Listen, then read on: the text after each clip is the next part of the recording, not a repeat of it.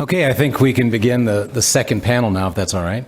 My name is Hal Singer. I'm the director of the Utah Project, and I really appreciate you guys coming in. I should note that this week is fall break for the students, and yet there's a bunch of students that are in the theater today, and I really appreciate that.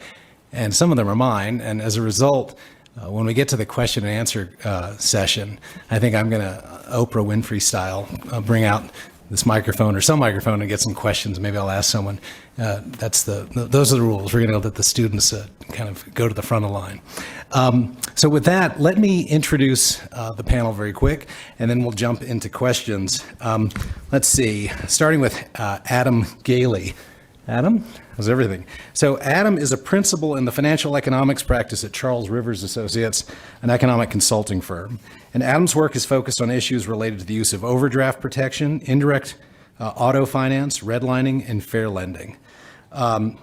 Sitting to my immediate side is Kiren Gopal, Senior Counsel, Policy Planning and Strategy, the Director's Front Office at CFPB, where he works on rulemaking and guidance, including the CFPB's work on junk fees, medical debt, and data brokers. Prior to joining the CFPB in 2018, Kiren served as Special Advisor to the Counsel in the New York City Office of the Mayor. So thank you so much for being here. Vicki Morwitz. Vicki? Hi. Vicki is the Bruce Greenwald Professor of Business and Professor of Marketing at Columbia Business School. Prior to joining Columbia, she served on the faculty of the Stern School at NYU for 28 years. Andrew Kushner. Andrew is Senior Policy Counsel on the State Policy Team of the Center of Responsible Lending, a nonprofit organization dedicated to eliminating abusive practices in the market for consumer financial services. Prior to joining CRL, Andrew was an associate at a public interest law firm in San Francisco, where he represented unions, workers, and nonprofit groups. Finally, John Albanese. John? He's a shareholder at Berger Montague. John has significant experience representing individuals and classes in a wide variety of areas, including litigating claims for violations of the Fair Credit Reporting Act, unfair debt collection, unlawful lending, unfair insurance practices, and data privacy violations. So that's the panel. I think it's an all-star cast, and I'm very excited that they are here. This panel is titled Junk Fees, Predatory Lending, and a Competitive Economy. And based on an informal Snap survey of audience members that we took this morning, it is the most anticipated panel of the day. So I'm flattered about that. But I feel like after the first panel and the director's speech or keynote, I feel like those were fantastic, and we actually have to live up to a pretty high burden to make it the best. But we'll see if we fulfill your expectations. I plan to ask the panelists a few round of questions on each of those three topics, and then I plan to turn it over to the audience with a strict preference for Utah students. So start thinking about your questions now. So let's go into the first topic, junk fees. And I want to start selfishly with an article by several economists associated with the Utah Project titled The Lump of Profit Fallacy. It was written for the Institute of New Economic Thinking. And the economist argued in that piece that no bank or credit card issuer was entitled to a lump sum of profits. And in any event, we shouldn't expect a bank to perfectly replicate its lost profits from a regulatory constraint via the creation of, say, a new fee. Had it been so easy, presumably the bank would have already been charging that fee. So my first question is to Adam. And I wonder, Adam, having studied that article carefully, do you believe that regulating the price of overdraft fees on banks or late fees for credit card issuers will result in the automatic creation of new fees or greater fees on other bank services? Sure. So I think, let me focus on overdraft because that's what I know the most about. It's important to understand an overdraft. An overdraft is when you have, you're getting a fee because your bank is covering a transaction, typically on a debit card or a ATM card or a check that you wrote that you don't have enough money for in your account when it comes to post, when it comes at the end. And there's complications, and there's complicated ways in which they are calculated, and there is sort of a lot of CFPB enforcement action around how those might be calculated, and are they charged too often. But what we see is those kinds of fees, so about 80% or so of consumers don't face them because they don't overdraft their accounts. The next sort of 15% of consumers, it's sort of a one-off situation, right? It happened once, doesn't really happen again, right? Or it's quite infrequent. And then there's this very long tail of consumers who use it a lot, right? So like the last 1% of consumers, and they account for a large share of the fees. And it's that group of consumers I think we need to be most concerned about. And I'll get back to your point here, because what I hope is if the banks are restricted in how much they can charge those consumers, that they'll come up with a different product that is better suited to their particular needs. This is a group of consumers who are able to get their accounts back positive, because otherwise they wouldn't have their bank accounts anymore. They're paying lots and lots of fees, right? And there might be a better way to service that. I don't think we have enough research to know exactly what the problem is. Right? Is it financial mismanagement? Is it prioritizing which debts to pay? Is it overcoming being at the hospital? Right?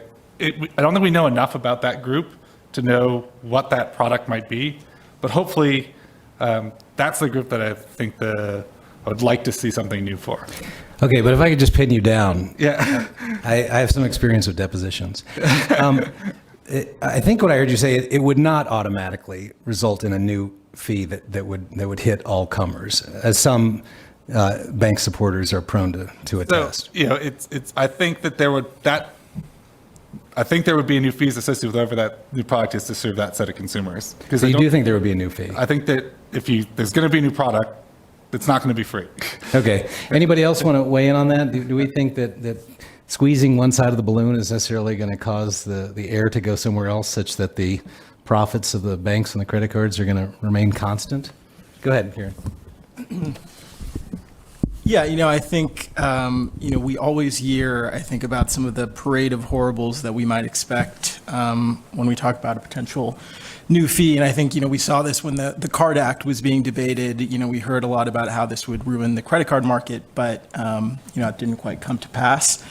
And I know how in your article you mentioned that, no company is morally entitled to a predetermined level of profit. And I would maybe add another maxim to that, which is that, no company is entitled to break consumer financial law. And, with respect to credit card late fees, the Card Act, Congress in the Card Act set that, fees need to be reasonable and proportional. With respect to overdraft, Congress in passing the Truth in Lending Act, said certain things about extending credit. And so, Professor Peterson was speaking with Director Chopra earlier about, Director Chopra was saying that, we need to faithfully execute, what's actually written down. And so I think, it's really important to, when we ask about, what are the unintended consequences, it sort of suggests that we're thinking about taking some sort of discretionary action when in fact we are just following, the dictates of Congress. Good. All right. Well, enough about my article. Let's turn to one of Vicki's new articles.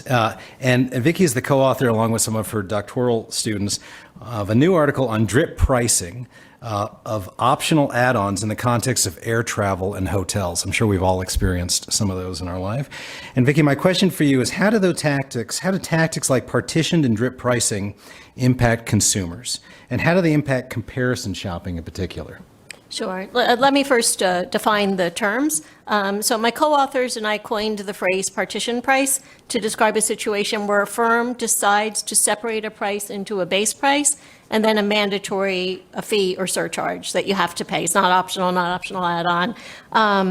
rather than charging a single all-inclusive price. So for example, a hotel that assesses a mandatory resort fee that we're seeing more and more of, or we heard earlier today about going to the doctor and then having to pay a mandatory facility fee on top of that, or paying rent and then having to pay a fee to pay for that rent. So we heard about a bunch of those.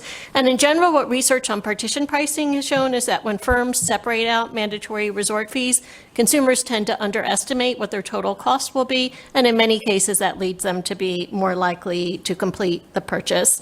And this happens even when those fees are fully disclosed, they're right up front, but when they're hidden in the small print or they're presented in a way that makes it more difficult for the consumer to process, then those effects are even greater. Now, you were asking about drip pricing. That's a related pricing strategy where I think the FTC coined the phrase originally, where a firm first presents a base price, and then as the consumer goes through the shopping process, then additional fees or surcharges appear as you go through. They're dripped out as you go through the shopping process. Maybe as you're clicking through web pages, you're buying a ticket for a baseball game, and then you see there's a venue fee, and there's a ticketing fee, and there's a delivery fee, even if there's an electronic ticket and there's no true cost of delivery. And what the research on drip pricing has shown is that it leads consumers to be more likely to go with an option that appears cheaper up front, even when it's ultimately more expensive when they, because in the case of drip pricing, it can be optional add-ons too. It can be mandatory fees or optional fees. And all of this makes things much harder for the consumer in terms of, you asked about comparison shopping, because it makes it very hard to do an apples to apples comparison. Not all competitors will necessarily have fees. They may not have fees of the same amount. They may not have fees that cover the same things, or they may use different language for it. So it all makes it quite difficult. Great. Anybody care to weigh in on that or Vicki's article in particular before I move on to the next? Go ahead. Nobody else? Go ahead, Kiren. Yeah, I think these findings are quite interesting. I think, both the finding that, consumers both initially and ultimately, are selecting the lower price, even when with, the additional add-ons, it might be more expensive for the consumer. And, the findings that, consumers might be reluctant to switch based on misperceptions about the transaction costs of switching. I think this sort of validates the idea that,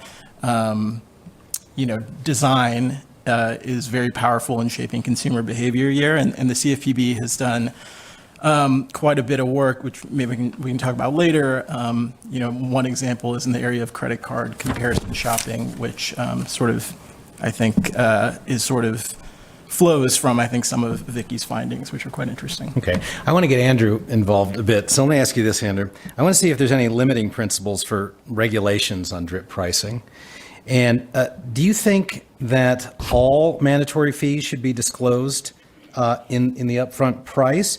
Or are there any types of fees, that should be treated differently, say like discretionary add-ons that don't need to be disclosed upfront? Yeah, I think absolutely any mandatory fee needs to be included in the price. I think there's no real exception that makes sense there. And I actually want to, and with respect to quote unquote discretionary add-ons, I think you could see a range of scenarios where it might make sense for that not to be included in the price. Like a bag fee if you're flying, if you're not going to check a bag, I can understand that. But I do want to sort of raise one issue that I think really problematizes the idea that some of these add-on fees truly are discretionary. So we'll talk a little bit more later in this panel discussion about earned wage advance, which is a form of micro lending, small consumer loans through your cell phone.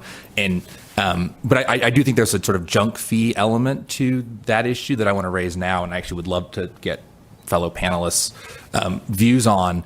The way that these companies make money, they advertise, a free loan, $50. They're very small loans, 0% APR. And then when you go down the transaction pathway, the way they make their money is, you can get that advance of $50 for free if you're willing to wait 2 to 3 days to get it. You have to pay what they call an expedite fee, $2.99, $3.99 or more to get it instantly. And then the other way they make money principally is by by soliciting tips. I mean, it's kind of a crazy misnomer. You can tip at the end of the transaction, even though this is not going to a service worker. I mean, this is literally just extra revenue for the company. And what we found is that the vast majority of people pay these expedite fees, right? I mean, because that's the point. I mean, if people are taking out a $50 advance, it's because they have a very specific use case. They need to put gas in their car, something like that. And in many of these apps, sophisticated dark patterns are used where you might have to deselect the tip amount like 6 or 7 different times during the transaction to actually zero it out by the time you finish. And so so in the world that I work in, which is principally in the predatory lending arena, we see a lot of discretionary fees that really most consumers incur, both because it fits their use case and because they just struggle to avoid the fees. And I'm wondering, for those that frankly are more familiar with this area than I am, are there dividing lines that can be drawn in those cases? Is it really just sort of a case-by-case fact-dependent scenario? But, I think it's definitely, there's a lot of hard middle ground there. Vicki, do you want to weigh in? Yeah, sure. I mean, going back to the original question, I mean, I think yes, clearly there's a distinction. If a fee is mandatory by its nature, there's no way out of it. And so I agree with you. I don't see any reason to separate it out of the base price. Now, sometimes what firms say they do separate it is they say, well, we just want to communicate that some of that money that we're bringing in is going to some other party. It's going to the government. It's going to a partner that we're working with. But there's no reason you can't present a total all-in price first and then still communicate how that price breaks down if that's part of what you're trying to do. In the case of optional add-ons, let's talk about real optional add-ons first before the kind of thing that you're talking about. There's absolutely nothing wrong with that. If I want plain pizza and you want a pizza with all the toppings, we should be able to get the pizza that we want and pay for the pizza that we want, pay different amounts. But the price for those toppings has to be transparently displayed up front so that I can make my decision about what I want with clear information. And often that's not the case. Often what happens with the fees for the optional add-ons is they're dripped. And as you said, as was said before, sort of psychologically, the effect of dripping those, even if it's an optional add-on, then affects the consumer and ends up making them do things like be more likely to buy a more expensive pizza or a more expensive seat to a venue, something closer to the stage. So, as you said, some of these optional add-ons either are not truly optional because almost everybody wants them. So, there's been a lot of talk about having to pay for seats for a family to sit together on an airplane, or then being tricked into something that's optional by using a default, which is very psychologically heavy. People tend to stick with the default. Anybody else want to weigh in on this distinction between the optional and the mandatory fees before I go on? I also want to, Adam, do you want to say something? Okay, let me get John involved. John, let me put this question to you. I hear this a lot, that having these add-on fees is actually a good thing for consumers. You'll hear this from an economist sometimes, right? Because they say it puts downward pressure on the price of the base package of whatever is being purchased. So what do you think about that argument? Do you think that these are actually these tactics actually benefit consumers? They would say something like, aren't cost conscious and savvy consumers able to save money by opting out of these add-ons? What do you say to those arguments? Well, first of all, thank you for inviting me to this conference. It's very nice. When I was in law school, was on the law review, and we held a conference on the 13th Amendment. And this is far more practical and useful than debating about the modern applications of the amendment that forbids slavery in the country. So this is a great conference. No.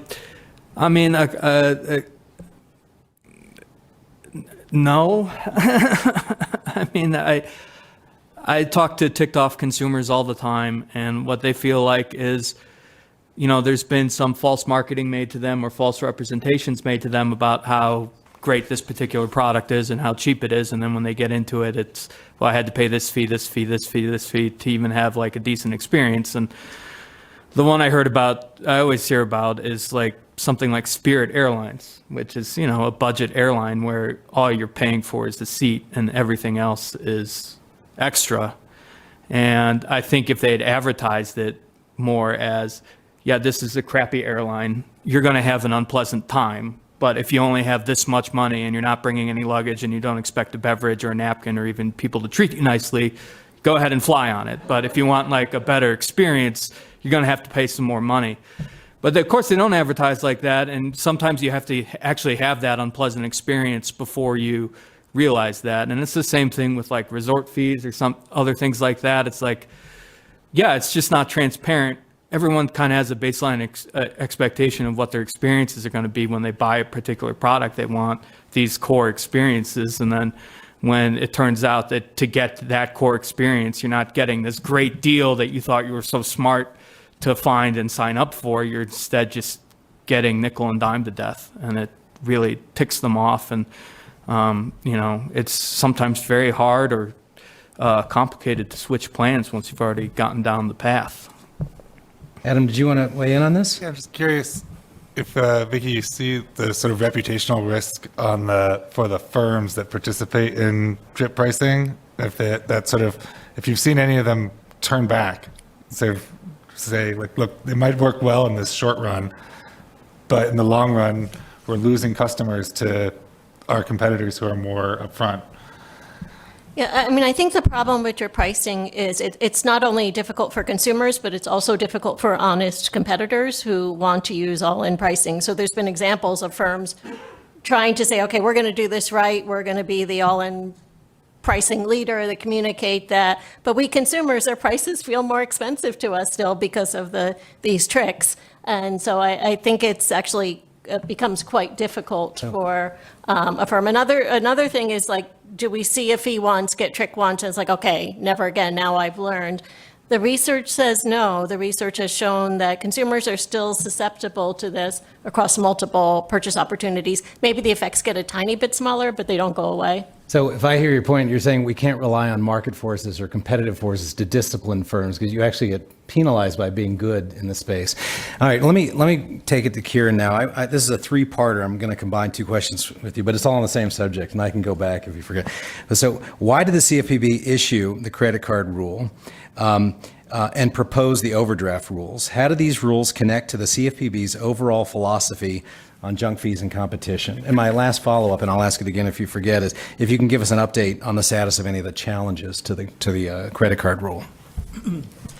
Yeah, so there's a lot of specifics that relate to both the credit card late fee rule and the overdraft rule, but I think it's probably helpful to step back and speak a little bit philosophically about it. And I would hit on a few key reasons. I think the first has to do with just basic fundamental fairness, economic security, and human dignity. And so there's a moral dimension to this that's motivating this work.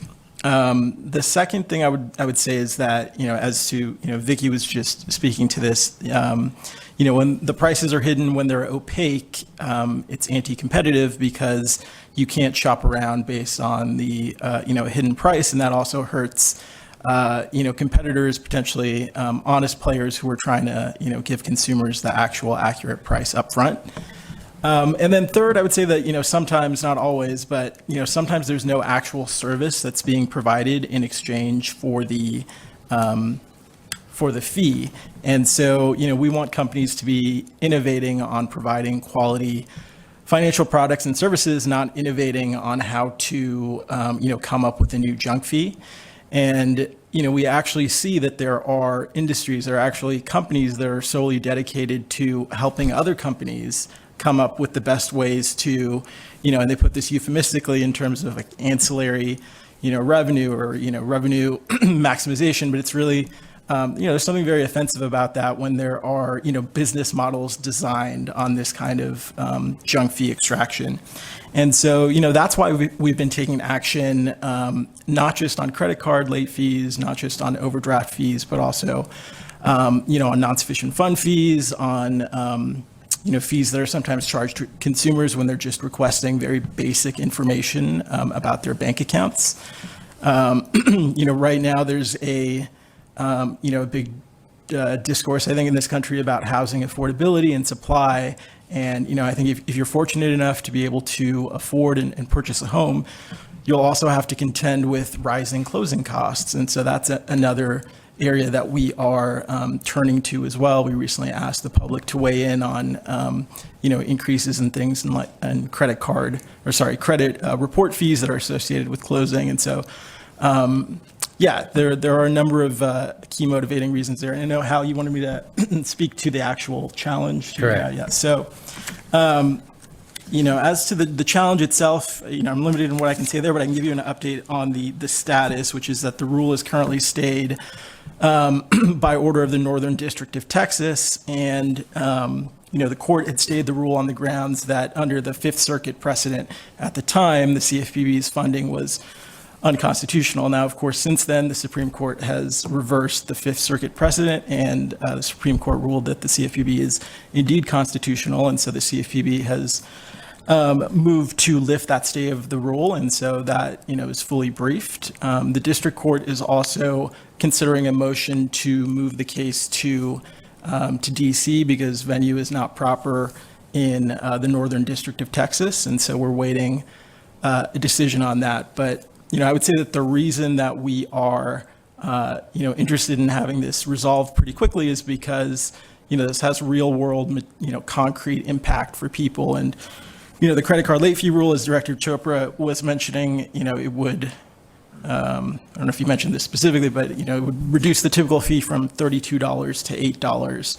And, there was one external study that found that this might result in savings of $2.7 billion, almost $500 million of which would be allocated, the savings from the excessive credit card late fees, which would be allocated to food, to groceries. And so I know in economic policy, oftentimes we talk about, quote unquote, kitchen table issues. And so here we're quite literally talking about savings that could be putting, food on people's tables. Hold on. One last follow-up, because it sounds like there's uncertainty as to whether or not there is a rule in force right now. Are the credit card companies reacting at all to the rule? Have they, curbed their enthusiasm for these fees yet in any way? Or have you not seen any changes yet?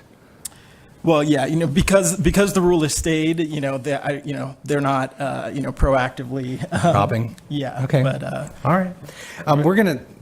That's sad, but okay, that's an answer. Let's switch over to our second topic now, which is predatory lending. And if you guys have started coming up with questions, you should be thinking now we're moving from the junk fee section. So I'm going to get Andrew back in here. Andrew, your organization, the Center for Responsible Lending, recently released a policy brief on earned wage advance loans, which are a new form of payday lending through a smartphone. And my question for you is, how has technology changed the forms and business models of predatory lending, and what should regulators, legislators, and advocates do to respond? Thanks. Yeah, so I spoke a little bit about this before, but just to sort of overview, for those who are not familiar, these are companies. They're not banks. They're non-banks. They're fintech lenders, although they don't call themselves lenders.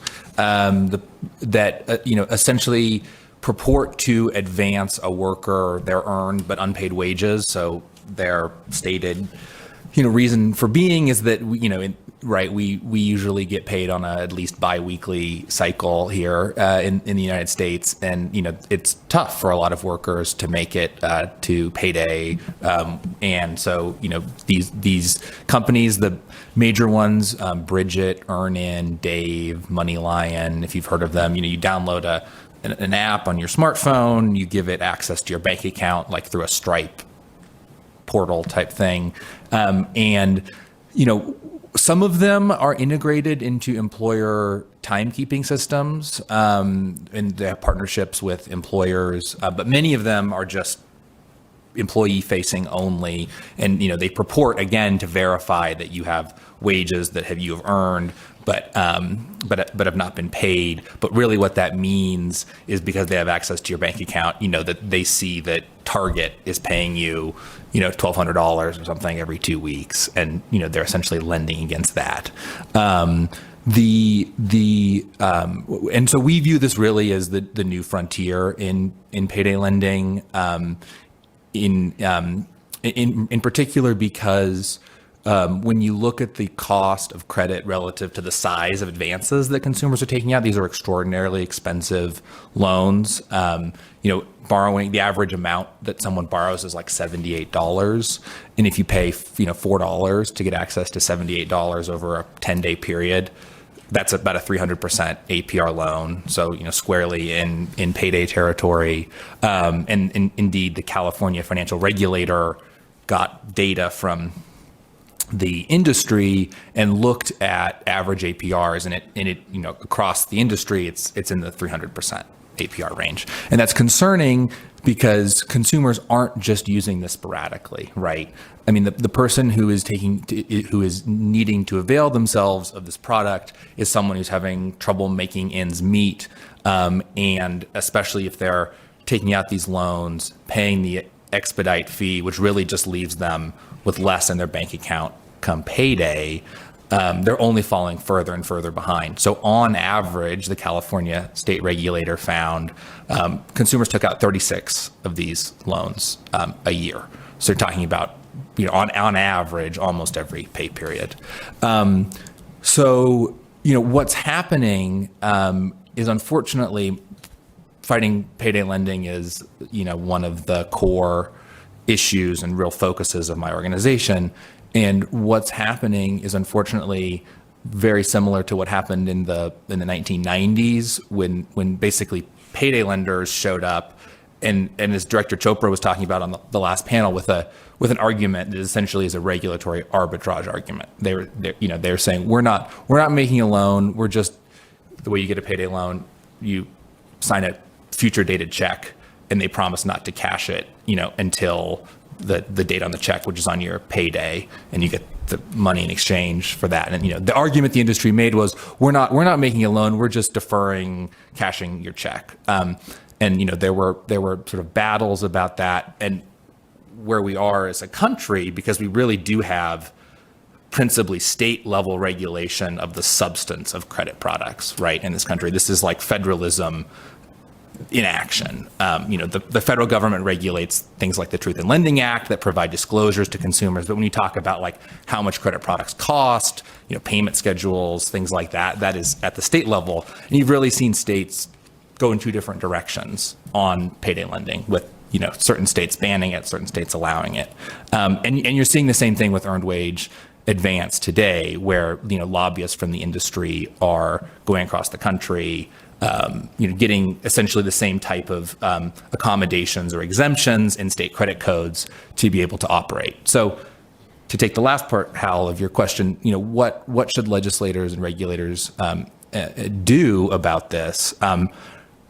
I think, unfortunately, because we do have this bifurcated system of credit regulation, where you have certain states that really have chosen strong consumer protections and others that have not, as Professor Peterson mentioned, Utah really has no interest rate regulation regime. That is, the state has chosen to essentially kind of have a laissez-faire approach, and there's really nothing to do about that, and until the state wants to change its whole approach to this. But in states that have chosen strong consumer protections, there's really just an obligation to take the existing framework that regulates credit products, basically the laws that apply when you make a loan, in a state like New York or North Carolina that has strong consumer protections, and there's just an enforcement requirement that needs to be applied to these new forms of fintech lending on a phone that may look like an innovation, but are really just kind of the same old business model brought to the to the 21st century. And I will say that what's great is that the CFPB has really taken leadership in this regard. So I mentioned, the way that we typically regulate credit products in this country is you have sort of the Federal Truth in Lending Act, which applies to all loans, provides certain disclosures, and then states are left free to regulate the substance of these transactions as they see fit. So the CFPB in late July, I think, or anyway, in late summer, issued a proposed interpretive rule applying the Truth in Lending Act to these new forms of of loans, EWA loans, saying that these expedite fees and tips that I'm talking about are finance charges. So, that rulemaking is still ongoing. We obviously think it's a great thing, but the upshot in the end will be that the same background rules that apply to all sort of credit under federal law, under the Truth in Lending Act, will apply here, which is really exactly how things should be. Okay. So let me now turn to public and then private enforcement against predatory lending. We'll start with the public. And so this is a question for you, Kiren. The CFPB's authority to combat abusive acts or practices was created in response, in part, to the predatory lending of the financial crisis. And the CFPB issued a policy statement in April of 2023 that some of us may not have read. So maybe you could help us understand what were some of the objectives of that policy statement, and what are the public policy concerns that motivates it? Yeah, so the policy statement sort of gets to the heart of why the CFPB exists, because it's a story about government responding to crisis, and the CFPB was of course born out of the 2007-2008 financial crisis. Just briefly, I would sort of analogize maybe to late 19th, early 20th century. You had a lot of public concern about corporate abuses, United States Steel, a lot of concern about the trust. And then, Congress stepped in response to public concern and passed the FTC Act. And then a few decades later, you had, concern about false advertising. Congress again stepped in, passed the Wheeler-Lee Act. And, fast forwarding then to the financial crisis, of course, you had this big problem of predatory lending, set up to fail mortgages. And, in response, Congress basically said the existing authorities to address deceptive or unfair acts or practices were not cutting it. So those authorities and perhaps the enforcement approaches connected to them were not sufficient to, prevent the financial crisis, which led to a lot of real misery. Millions of people lost their homes. Utah, fared better than other states like California and Florida, but Utah, I think in 2008 was still one of the top 10 states for foreclosures. And so, Congress really responded and said, we need to give government enforcers new authority here. And so they created the CFPB, and they granted the CFPB this authority to address abusive acts or practices. And so our policy statement is basically an attempt to detail that authority a little bit more. And so part of it is our effort to really just take stock of the decade plus of enforcement work that we've done, to also provide an analytical framework for assessing abusive conduct, and then to, as I just briefly did, sort of situate that prohibition within, its proper history and context. And, in terms of a few key aspects of the statement and the authority that's underlying it, I would point to the fact that Congress crafted the abusive prohibition to be more of a bright line prohibition that's focused a little bit more on company conduct rather than cost benefit analysis or injury analysis. And so, Congress was looking to, I think, instantiate more of a moral economic framework, basically saying, X, Y, Z types of practices are perhaps on their face, illegal.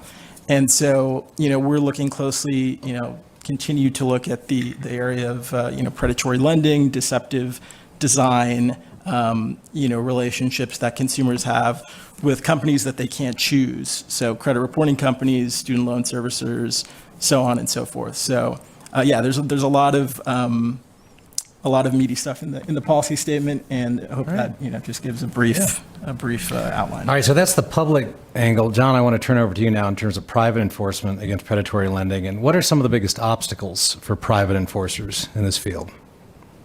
There's only one really major obstacle, and that's arbitration. Arbitration. Every single contract, especially if it's a loan, is going to have an arbitration agreement in it. Except for certain mortgages. And the arbitration agreements, the courts rigorously enforce them. And it's very hard. A lot of predatory lending claims are based on state usury laws.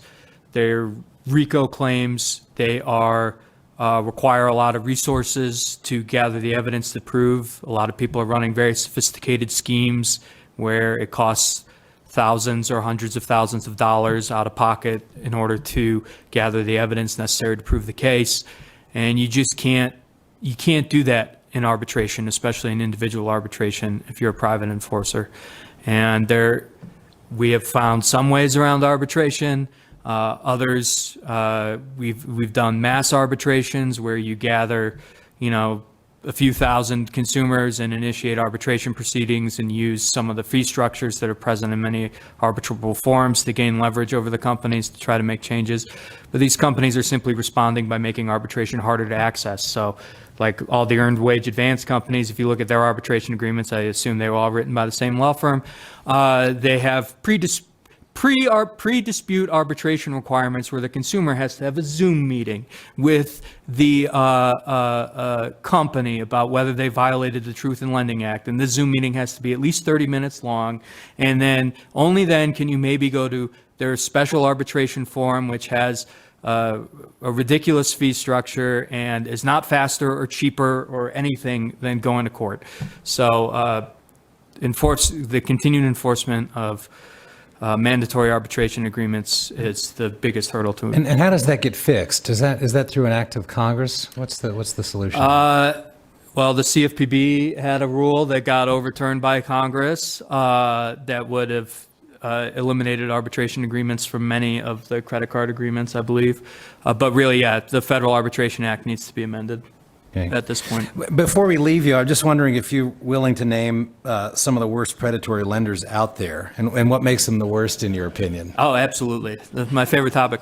Okay, so there are a few models out there. In terms of interest rates and the most exploitative lenders, it's these tribal lenders. I put tribal in quotes. Some people call them rent-a-tribe. I've heard that's pejorative terms. I'll call them tribal lenders. But essentially what happens is some schemers approach Native American tribes and they're like, hey, if you set up a tribal company, a lender, we'll run the whole thing. We'll take all the money. We'll kick back 1 or 2% to you. And maybe you'll have a call center with 2 or 3 employees, but we'll run the whole thing and we'll make money. And the idea behind a tribal lending scheme is that the tribes are entitled to tribal sovereign immunity and are essentially immune from most state laws. So you can't sue them in court for damages. So it becomes very hard to sue them for money. And they charge 400, 500, 600, 900% interest on $200 loans. So you get a $200 loan, they get into your bank account, they just suck the money out until you've paid $2,000 on it. Now about the tribal lenders, it works both ways. The tribal lenders also can't enforce their loans in court because once you kick them out of your bank account, the only way they can get back in is by getting a judgment and attaching it in, levying your bank account. But then they never sue the consumer because if they sue the consumer, they'd waive their tribal sovereign immunity and the consumer would be able to counterclaim against them. I've been advising consumers for 8 years if they have a tribal loan, just immediately stop paying. I've never had a consumer come back to me and say, oh, I've gotten sued. I would love it. I would absolutely love it if the tribal lenders started suing people, but they don't. So in terms of kind of second down is the rent-a-bank schemes. Opportunity Financial charges 160% interest on small loans, and they will sue you and try to enforce those loans, and they will get enforced because they argue that they're entitled to preemption because they're partnering with the bank. And those schemes are terrible, and they aggressively pursue collections.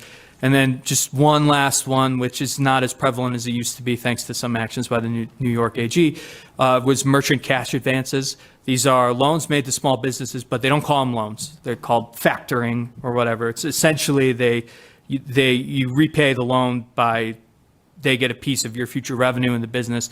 But they had all these other additional conditions, like you had to sign a confession of judgment, that if the loan wasn't repaid, they got to immediately go to court, get a judgment, and then they'd go take your house and things like that. And the courts would just rubber stamp these things. And we looked about suing them over and over and over again, but we couldn't get around the arbitration agreements. So, those are the 3 ones I hear the most about. Okay, let's get Adam back in. As an economist, we can always come up with some efficiency justification for some of these acts, right? There's a special place for us in heaven. But my question for Adam is, do you perceive there to be a conflict between predatory lending restrictions and the desire to increase access to credit? Yeah. And if so, how should policymakers balance those objectives? Yeah, this is a really hard question. Right? So I think we heard it a little bit in the health panel this morning, right? People need to be able to pay their bills, right? We want to increase access to credit. We want people to be in homes, but the subprime crisis happened, right? We want people to, so there's this objective of increasing access to credit, counterbalanced against a concern that we're going to hit some sort of concept of it costs too much or the default rate is too high, right? So like the loans don't perform well, and we sort of have some concept that some percentage is too high a percentage, right? You see this in cases against auto lenders or dealerships who sort of will finance anyone kind of cases. But we also want people to be able to have cars, right? So there's absolutely there are trade-offs on all of those, and I find it difficult to think about where is that level of default, and does it matter by which product it is? And I think people should think about it as like, what level of default are we willing to take as a sort of society? But I don't think that's generally how it's dealt with. And the last thing I'll note on that is there's a simpler tension, especially in more expensive credit products, around sort of tuning models to increase access to historically underserved communities, which is encouraged if you're by the regulators and on some products, but probably discouraged on others, and so there's a dynamic there for an institution to ask the question: where am I in this spectrum? I'm a lender, right? How am I going to get viewed, and which way should I be tuning this thing? That's we're real new in the dealing with that trade-off and knowing where people stand. I think it's real early days on that. Yeah, go ahead. Hold on. We have commentary from the I just panel. wanted to weigh in quickly on this one. I mean, I think there is real reason to be skeptical about arguments that access to credit itself, is itself alone a good thing, right? I mean, irresponsibly extended credit does far more harm to good than borrowers. A great metaphor for this is the thirsty person in the desert that you give salt water to, right? I mean, if someone is unable to carry their existing debt load, pay for their expenses with their income, there is no financial borrowing product that is going to close that gap, right? That is like a structural gap. And in fact, it will only put them further and further behind. Like you might think, you borrowed $1,000, you didn't pay it back. Like what's the, you got a windfall, or what's the worst thing that happened? But, there are collateral consequences, wages can be garnished, hits to your credit score.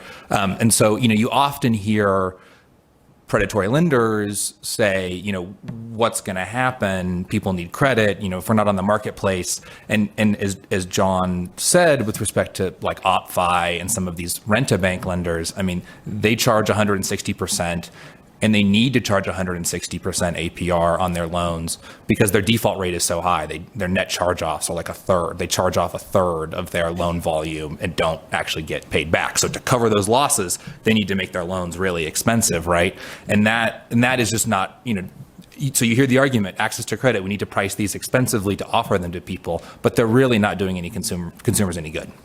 All right, let's get Vicki involved in the predatory section of this panel. And so my question for you is, what drives consumers' susceptibility to predatory lending schemes? Perhaps you can speak to psychological aspects and the like. And how has this susceptibility changed over time as overall economic conditions have changed? Sure. So consumers' psychological, their perceptions of access to different kinds of products, their knowledge, and various psychological biases all affect their susceptibility to predatory lending. So their actual or their perceptions of having limited access to, or barriers to, or exclusion from traditional credit markets play a big role. If they're facing unemployment, low income, insufficient savings, the kinds of things you were just talking about, they're more likely to seek out these high-risk loans as they either have or believe they have limited access to traditional credit markets. And predatory lending schemes may feel like the only option to people who feel excluded from other products. The stricter lending criteria from mainstream banks, especially after financial crises, have excluded many of these potential high-risk borrowers from their products, forcing them, if they psychologically believe this will solve their problems, to alternative, often predatory lenders. And further, some communities, as we just heard about, lack access to traditional banks, making predatory lending schemes the only available option to those communities. You asked about changes in economic times. In times of financial desperation, people are more inclined to overlook or accept unfavorable terms, especially if it's the only options they perceive that they have. For some consumers, perceptions of norms may play a role too. In some cases, predatory lenders may operate in communities where financial exclusion is the norm, and so customers become accustomed to seeing others taking on these products as well, high-cost options, and assume, therefore, they're safe and appropriate for them to use. A lack of financial literacy or attention to financial details can also lead to susceptibility to these schemes. Many consumers don't fully understand complex loan agreements, interest rates, or know to look out for hidden fees or tips, which makes them vulnerable to misleading offers. In addition, when consumers feel they're under financial pressure, they're often more susceptible to fast solutions, and the marketing communications often take advantage of this. They may be influenced by the marketing practices, therefore not evaluate the loan terms. And they often target marketers, vulnerable consumers, through misleading or aggressive advertising that, as we heard, promise quick cash, easy approval, without adequately disclosing the nature of the high costs. And then psychological biases play a role as well. In behavioral economics, there's something we call the present bias, which is that people tend to prioritize things in the now versus later. So consumers will tend to prioritize immediate financial relief over the long-term consequences, leading them to accept these high-interest loans without fully considering or appropriately weighting the future burden of repayment. And lastly, another psychological factor that comes into play is overconfidence. So borrowers likely believe they will be able to repay these loans somehow in the future, or to negotiate better terms, even if those initial terms are unfavorable.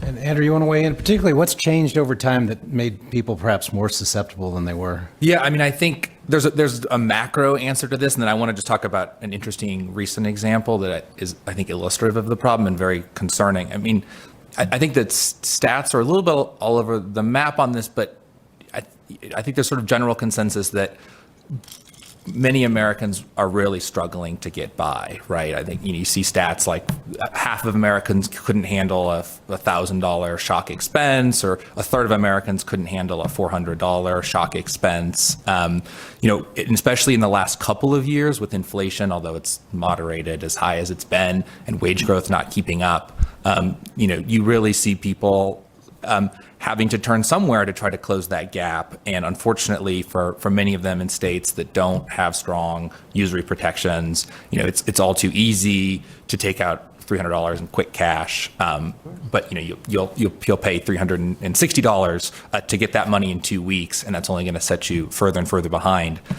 An interesting example of how predatory this industry can be. So my organization is a subsidiary of a credit union, self-help credit union headquartered in Durham, North Carolina, and we have tons of branches in Western North Carolina and Western South Carolina, areas that were very affected, obviously, by Hurricane Helene a few weeks ago. And in South Carolina, I mean, it is still legal. It's astonishing. You can send someone like a $300 live check. Make it look like it's just a check, and then in small print, once you cash it, that's actually the consummation of taking out a loan at, a triple-digit high interest rate. And, we've heard from members of our credit union, staff of the credit union, that like right after the hurricane, these things started showing up in people's mailboxes like twice as much as they usually do, right? I mean, they understand that people are in dire straits in a situation like that, and it's an opportunity to take advantage of exactly the psychological and structural issues that Vicki's talking about to trap someone in an unaffordable loan. All right. Hold on. I think Kiren wanted to weigh in on this topic too. Yeah, just very quickly that, earlier I was talking about how Congress, after the financial crisis, basically said that these existing unfairness and deception authorities weren't cutting it, and we're going to create the CFPB. We're going to give CFPB this new powerful tool to address abusive conduct. In that same manner, if we're talking about what drives consumer susceptibility to predatory lending, one thing states can do is, of course, add the authority to address abusive acts or practices to their state consumer protection statutes to give, potentially private litigants to the ability to, seek relief for illegal abusive conduct as well. So, that's, I think, another part of the puzzle in terms of, state government playing a role in limiting consumers from accessing some of these really predatory products. All right. So I want to turn to the third and final topic, and everyone looks up there. Chris put in the title, Junk Fees, Predatory Lending, and a Competitive Economy. And I kind of wish I would have just asked him what he meant by that last one. But we're going to try to fill it in as best as we can guess. Let me start with Adam again, and then others can weigh in. But to an economist, when we think about competitive outcomes, we think about price movements bearing some relationship to the movements in costs. But what we saw during the coming out of the pandemic was something very different, which is that price increases were exceeding the cost increases for many firms who I think were behaving opportunistically, leading to record profits. And now we have calls for price gouging laws. One of our candidates for president is calling for federal price gouging laws. And my question for you is, do you think, simple, do you think this is the right solution? What should be the regulatory response to this sort of behavior? And is this proof that the markets are not delivering competitive outcomes? Well, I was at LSE, so naturally I totally understand the concept that menu prices take a long time to adjust. When someone's charging above rates in a competitive economy, it's not instant that a new entrant will come in to force that price back down again, right? And I think that's some of that, especially in the supply chain constraints that we were in, is what we saw coming out of the COVID-19 situation. So I'm not sure that necessitates new laws. I think the current definition of gouging was something like more than 10% of the increase on the normal price. So I think that's what the sort of natural disaster price gouging rules or sort of concepts are set at. I don't know if those are codified or not. And maybe one of the lawyers on the would know if that sort of price gouging law is actually codified at 10% above the previous pricing. Anybody want to weigh in? Go ahead, Andrew. Well, I don't have a response to that specifically. So go, yeah. Yeah, or anybody want to weigh in just on the price gouging? I mean, my understanding is that, Kiren, go ahead. I don't need to educate. Go ahead. No, I mean, I was just going to add sort of relatedly that, the CFPB, along with our federal agency partners at the FTC and DOJ this week, just released a warning, in the wake of Hurricane Milton and, Hurricane Helene, that, consumers should really be on the watch for lots of these kinds of, natural disaster scams. And some of those include, price gouging activity, but they could also include, folks impersonating government officials who are offering disaster relief, or, people impersonating charities who are, seeking to offer people relief. And price gouging for things like, fuel and hotels and airfare is something that, we've obviously seen reports of, coming out of North Carolina and Florida that, it's very concerning. And so, there's no federal price gouging law, but, under certain, facts and circumstances, price gouging activity could be unfair. And so under our federal consumer financial law. So we, if you're seeing this kind of activity, you can certainly, file a complaint with the CFPB. We take complaints from consumers, and we take these kinds of things very seriously. So let me get Andrew involved, but I think there is a distinction between price gouging and price controls. Price gouging, as I understand, is that only during a crisis would you be exposed to liability, and only if you raised your prices in a way that couldn't be explained by the increase in your cost, right? So a firm would be able to justify any price increase during a crisis, but it would have to point to some increase in cost. But let's talk about price controls, which are related but different. And my question for Andrew is that price controls or price limits for goods and services in our economy are generally the exception to the rule. We don't see it a lot. And if you merely suggest price gouging, you might be called a communist, right? So why do governments often regulate the cost of credit products? Why are credit products treated differently? Yeah, so I have some trepidation about answering this question, even though I said I could, because most of what I know about this I learned from Professor Peterson's law review articles, so he can test me on my reading comprehension to the extent he remembers what he wrote 15 years ago about this. But I think it's interesting, right? I mean, so as Hal mentioned at the top, I have been doing consumer financial protection work for several years, but before that I was a labor lawyer essentially. And, it is at first glance a little odd, but I think very necessary that we regulate the price of credit products, right? I mean, the government doesn't say how much a couch should cost, and it doesn't, as actually does exist for, certain types of loans like mortgage loans, credit card loans. It doesn't say who should be able to get a couch or not, right? Because with credit products, we do ability for some loans. There's a government required ability to repay analysis that is done, and you have to pass that before you can even be extended credit. And I think there's obviously a moral component to this, sort of rooted in religion, not just sort of Judeo-Christian traditions, but I think usury restrictions have been part of religious codes for sort of time immemorial. But I think the reason why they've endured in our society today is that unlike other types of products, there really are predatory loans, unaffordable loans can effectively create their own future demand, by trapping a user in a situation where they're unable to extract themselves from the collateral consequences. Like it might be a bad decision to buy a couch for $1,000 for someone, but that's financial decision, but that's sort of the end of the decision. If you borrow $1,000 at 100% interest, there's far more collateral consequences that can result from that. But it's it's interesting to reflect on, right? Because as Hal said, I mean, that's just generally not how we in America have regulated goods and services. But I think the exception for credit products makes good sense. We're bumping up against our time constraint. I'm just wondering, are there any students out there that have any questions? I've always wanted to run a microphone out into the audience, Oprah style. If you guys all check under your seat, there might be a ticket to a basketball. Okay, hold on, we got. All right, I've always wanted to do this. Sorry for indulging. And you get a car, and you get a car. Okay, what's your question?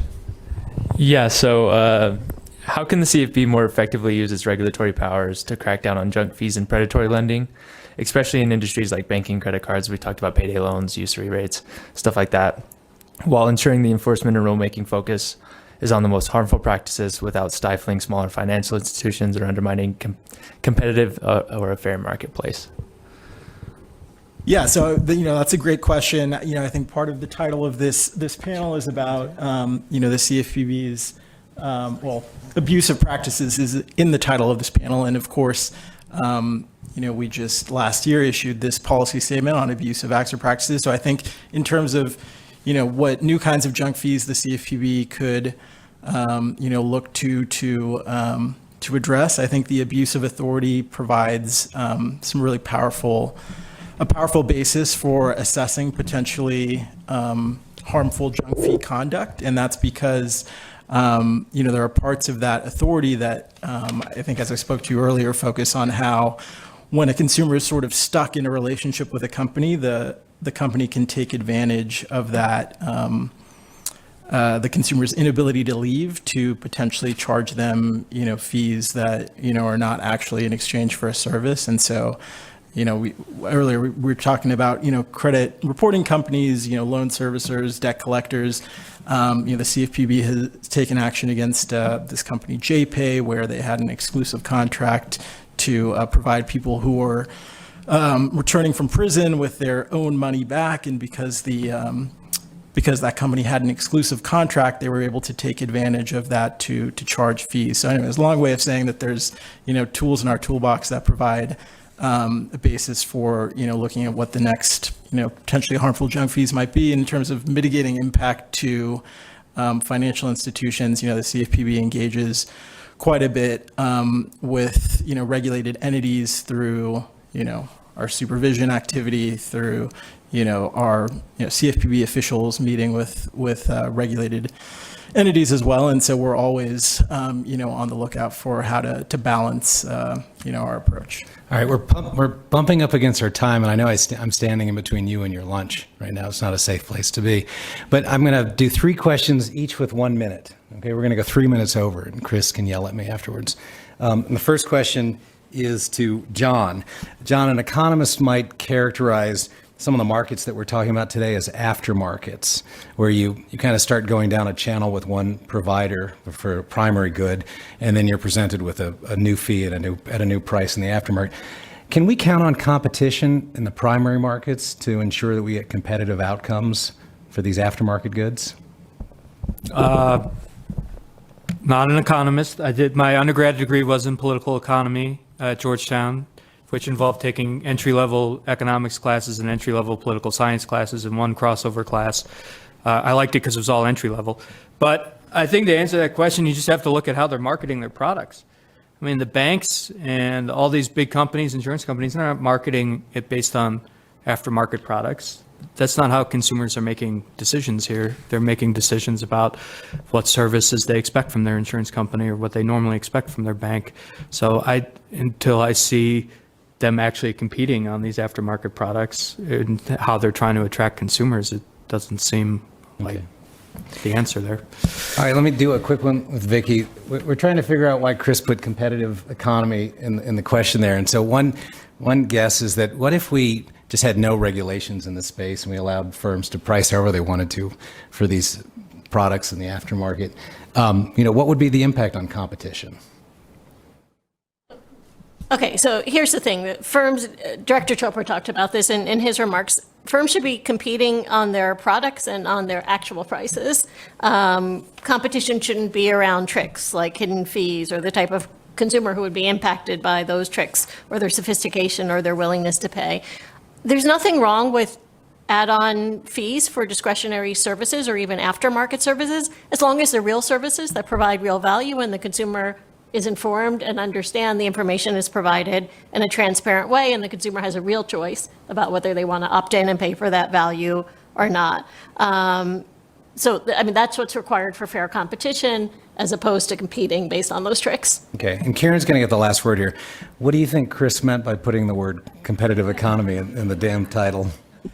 Well, the CFPB has, a statutory mandate to promote fair, transparent, and competitive markets. So it's right there, in the statute. And the reason it's in the statute is because when people face limited choices, they generally see higher prices and worse service. And so, I think that's the reason why. Okay. Well, we'll all get a chance to ask him right now at the lunch break. But thank you so much. Let's give a round of applause to the panelists. And I had a good time. I thought that was fun. And let's go have some lunch. And we have some lunchtime entertainment today. So a little surprise interview today. Helene Owen by David Dayen are going to be talking to us about consumer protection in the election. So let's go have some lunch.